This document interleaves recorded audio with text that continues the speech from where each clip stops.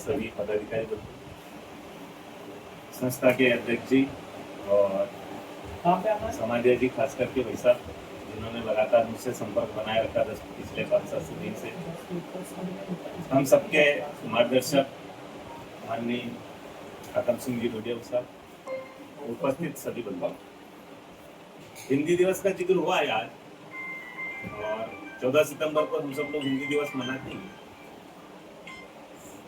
बहुत बड़ा अंतर है हिंदी और इंग्लिश में, हम सब जानते ही हैं। हम ऐसे ही हिंदी दिवस नहीं मनाते हैं। ये हिंदी हमारी जो भाषा वो ऐसे ही अंग्रेजी से एक तरह से टक्कर ले रही है। हिंदी एक साइंटिफिक भाषा है, पूर्णतः वैज्ञानिक है। इंग्लिश में जो होता है उसके पीछे कोई कारण नहीं है, कोई कारण नहीं। हिंदी में एक अक्षर भी लिखा जाता है, एक लाइन भी बोली जाती है, मात्रा अगर छोटी से बड़ी भी लगी है तो बड़ी क्यों लगी है और छोटी क्यों नहीं लगी है। जैसे नदी में बड़ी लगेगी, लेकिन जब नदियां बहुवचन होगा तो छोटी लग जाएगी। कोई भी चीज में एक वचन से जब बहुवचन में वो संख्या जाती तो वो छोटी अपने आप, मतलब एक एक चीज का कारण ऐसे कोई नहीं है। क ख ग घ ङ गले से बोले जाएंगे, सब जानते, पूरी पूरी लाइन। प फ ब भ म होठ से बोले जाएंगे, ट ठ ड ढ ण कंठ से बोले जाएंगे, च छ ज ज न दांत से बोले जाएंगे। ये ऐसा विज्ञान दुनिया की किसी भाषा में नहीं जो हिंदी में हो।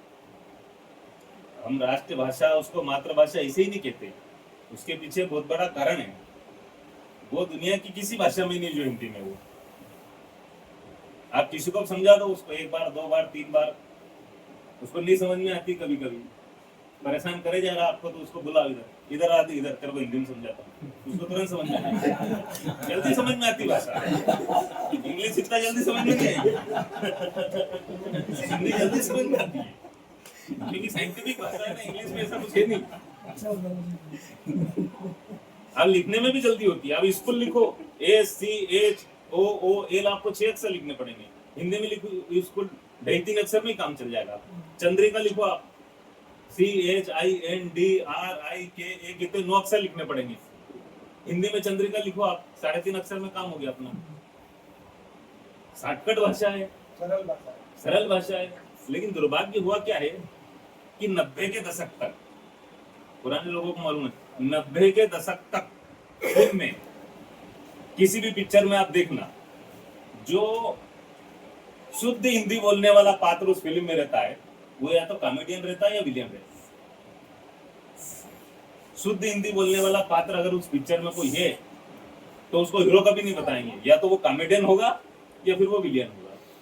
तो ये मीडिया के माध्यम से या टीवी चैनल के माध्यम से हमारे दिमाग में डाल दिया कि अगर कोई शुद्ध हिंदी बोल रहा है तो वो या तो कॉमेडियन है या फिर विलियन है।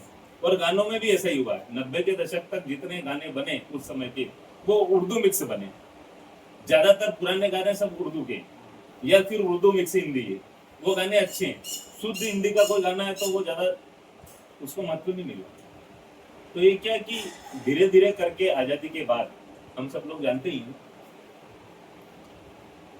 जब 100-150 साल तक अंग्रेजों को कोई सफलता नहीं मिली थी भारत में, तो हिंदी के जानकारों को मालूम है, लॉर्ड मेकाले वहां का एक रिटायर्ड कलेक्टर था, उसको भेजा था भारत में कि आप चेक करो जरा चल क्या रहा है। मतलब 100 साल हो गए हमारे लोग भारत में कर क्या रहे हैं।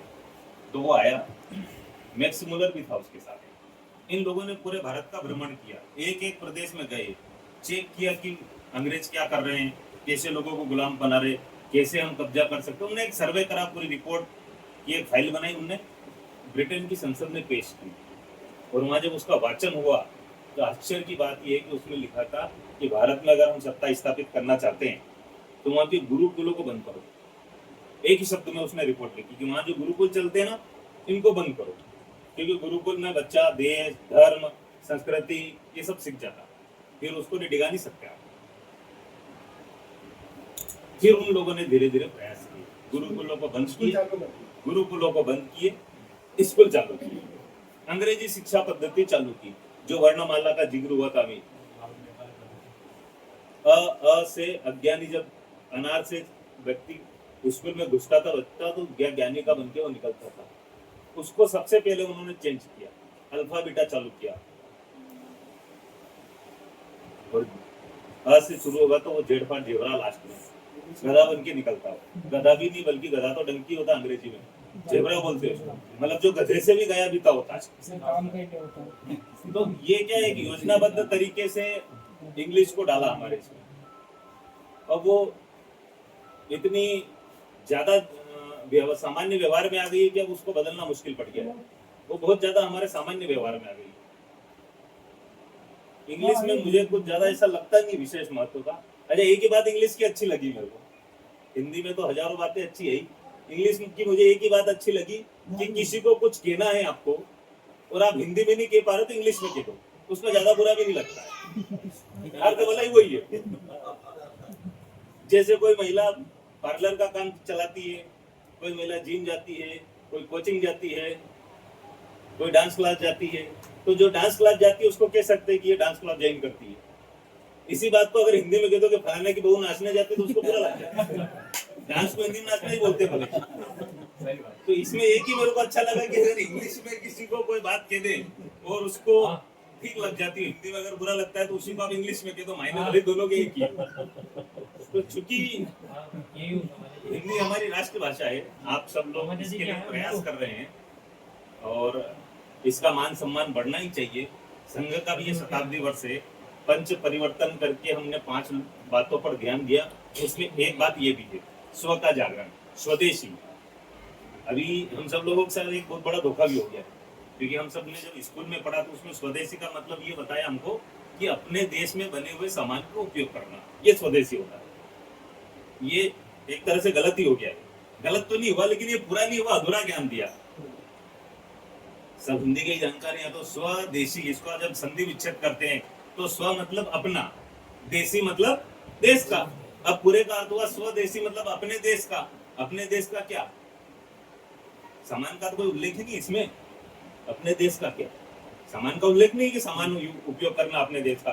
तो स्वदेशी मतलब सब अपने देश का, केवल सामान अपने देश का नहीं, सब अपने देश का। हम सब लोग सामान ही अपने देश का यूज कर रहे हैं और वही समझ रहे हैं कि स्वदेशी का मतलब होता है अपने देश का सामान। इसलिए अपने देश का सामान वापरना, भाषा भले ही विदेश की बोलो, कपड़े भले विदेश के पहनो, त्योहार भले विदेश के मनाओ, सामान अपने देश का होना हम ऐसा ही समझ रहे हैं। इसलिए अपनी भाषा को महत्व नहीं मिल पाया जो वास्तव में उसको मिलना चाहिए। किसी भी बैंक में जाते हैं अपन तो वहाँ बहुत सारी बैंकों में तो आजकल प्लेट लगा दी, कोटेशन लिख दी, मातृभाषा का उपयोग कीजिए। हिंदी में फार्म भरिए, हिंदी में फार्म भरिए। वो जो विड्रॉल या जमा पर्ची भरते हैं उसके बारे में लिखा रहता है हिंदी में पर्ची भरिए। हिंदी की पर्ची वहाँ रहती भी सही है। आजकल एक तरफ हिंदी एक तरफ इंग्लिश भी करती है, हिंदी में भरिए। मतलब एक तरह से आग्रह रहता है, भर देना कल जा करके हिंदी में। और जो चेक रहता है उसके साइड में जहाँ तारीख लिखी रहती है वहाँ लिख देना चैत्र शुक्ल प्रतिपदा या 11/12 जो भी रहता है, आपका चेक बाउंस हो जाएगा। आपका चेक बाउंस हो जाएगा। मतलब कहने को बात कुछ और है, करने को कुछ और है। इसलिए हिंदी को वो महत्व नहीं मिल पा रहा जो वास्तव में उसका मिलना चाहिए। इसलिए स्वदेशी में हम केवल अपने देश का सामान वापर ले इतना पर्याप्त नहीं करते हुए भाषा भी हमारे देश की हो, वेशभूषा भी हमारे देश की हो, खान पान भी हमारे देश का हो, पहनावा भी हमारे देश का हो और त्योहार भी हमारे देश के